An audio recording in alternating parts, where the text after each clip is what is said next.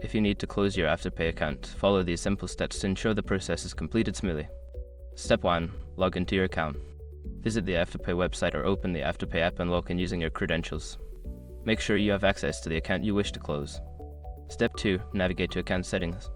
Once logged in, go to your account settings. This is usually found in the profile or menu section of the Apple website. Step 3. Find the account closure option. Look for an option related to account management or closure. This may be labeled as close account, deactivate account, or something similar. Step 4. Follow the closure instructions. Click on the account closure option and follow the prompts provided. You may need to confirm your decision and provide a reason for closing your account. Step 5. Confirm closure. After completing the steps, check your email for a confirmation message from Afterpay. Ensure that your account has been successfully closed and that there are no pending transactions.